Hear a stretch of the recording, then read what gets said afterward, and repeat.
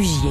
Et notre invité ce soir à 18h19 pour cette édition spéciale élection américaine, il s'agit de l'ancien ministre des Affaires étrangères Hubert Védrine. Bonsoir. Et merci de votre présence pour ce moment. C'est vrai qu'on annonce déterminant pour l'avenir de l'Amérique et des relations internationales. C'est également votre point de vue, Hubert Védrine. Ces deux visions de l'Amérique qui s'opposent ce soir peuvent changer dans un sens ou dans l'autre, d'ailleurs, le cours de l'histoire ?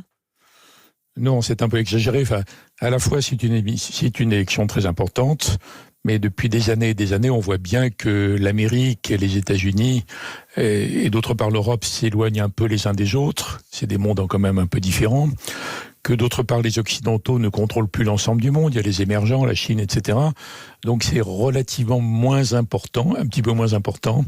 Mais comme Trump était tellement perturbant, tellement dérangeant, tellement différent, il y a une attente énorme par rapport à ça. Mais c'est à la fois vrai et exagéré, disons. Oui. Quand Trump, Hubert Védrine, laisse planer l'idée qu'il ne respectera pas l'issue du scrutin en cas de défaite, car il ne peut pas perdre, dit-il, c'est du sérieux ou il bluffe, à votre avis ? Je pense qu'il bluffe, mais il se peut qu'il y ait une sorte de guérilla si Biden est en tête, mais pas suffisamment pour que le résultat soit évident tout de suite. Oui.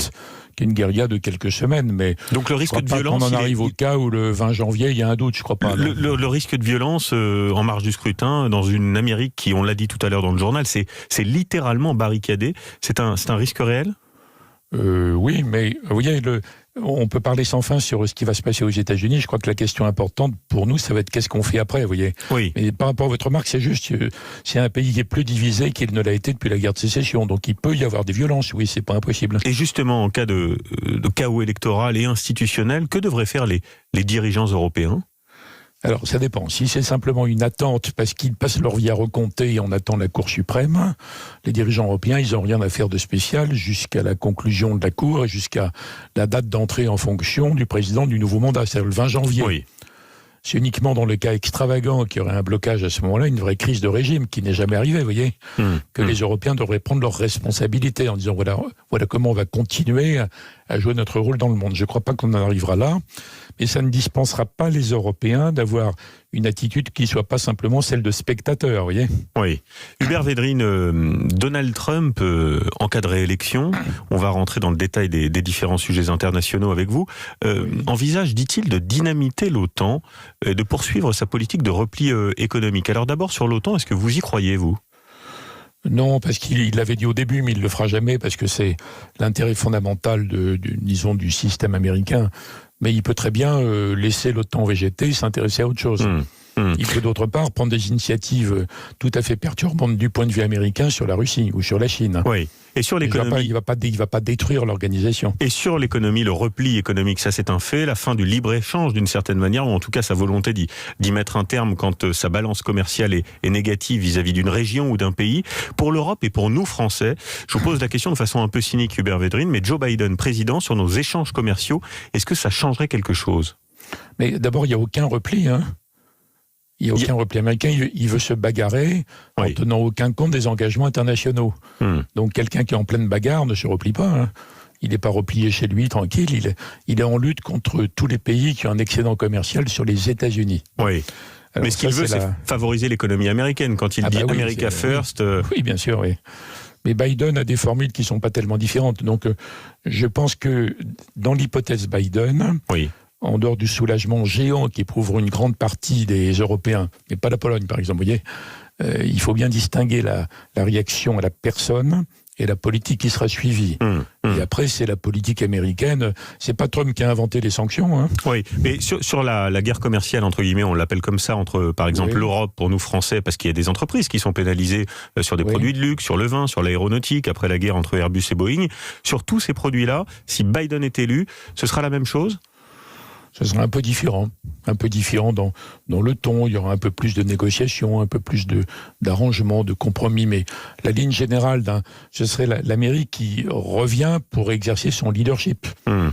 C'est pas la mise en œuvre de ce que les Français appellent le multilatéralisme. Oui. Il y a des réussites que vous mettez, vous, au bilan de Trump sur le plan diplomatique pendant ces 4 ans ?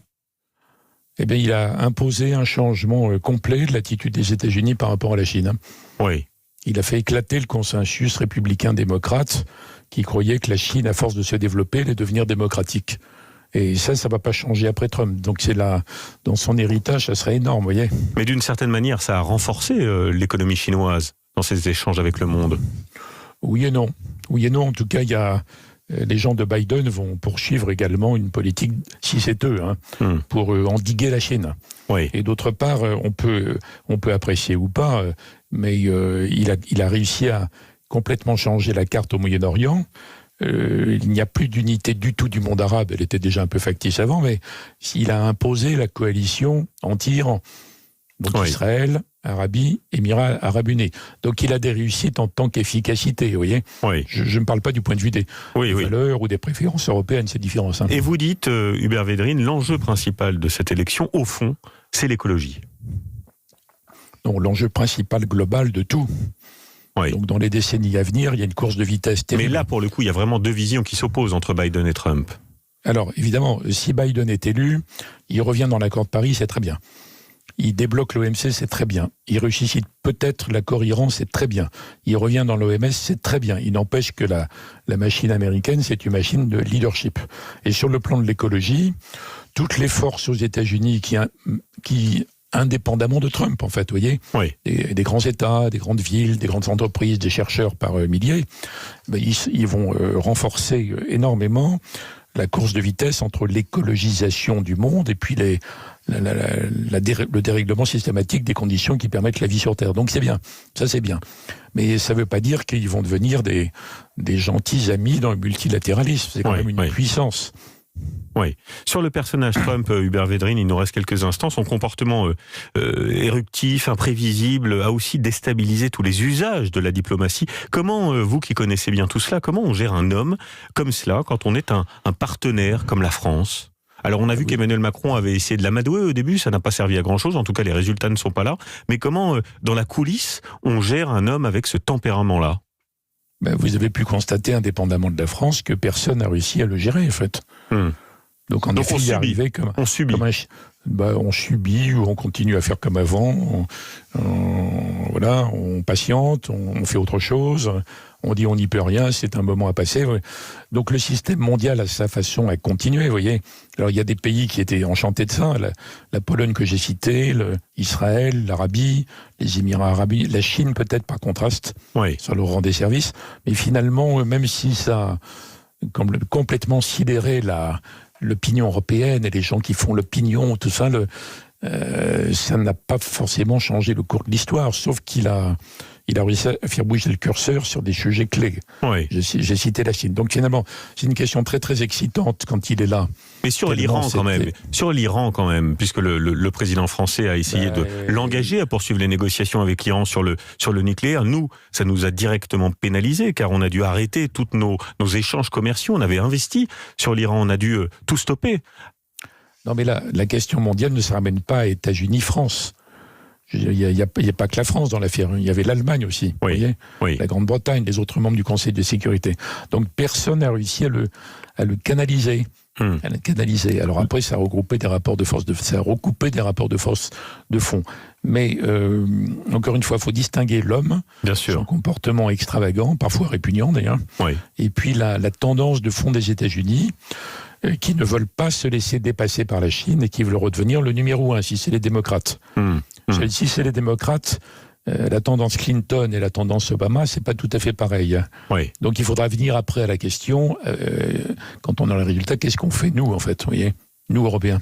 Dernier mot, Hubert Védrine, est-ce que vous avez un pronostic, vous sentez les choses dans un sens ou dans l'autre ? Je suis comme tout le monde, je vais faire le perroquet. Tout le monde dit que Biden a 8 à 10 points d'avance, que l'affaire des grands électeurs, c'est tellement compliqué qu'on n'y comprend rien. Donc, non, personne n'a d'intuition spéciale. Je vous dis, la vraie question, il ne faut pas être simplement des gens qui sont spectateurs, qui font des pronostics. La vraie question, c'est qu'est-ce qu'on va faire après ? Si c'est l'Europe, si c'est Trump, et si c'est Biden. Qu'est-ce qu'on va faire ? Bien. Merci Hubert Védrine pour ce regard sur cette actualité internationale et cette élection américaine. Merci à vous. Merci. Europe Soir, le 18-20.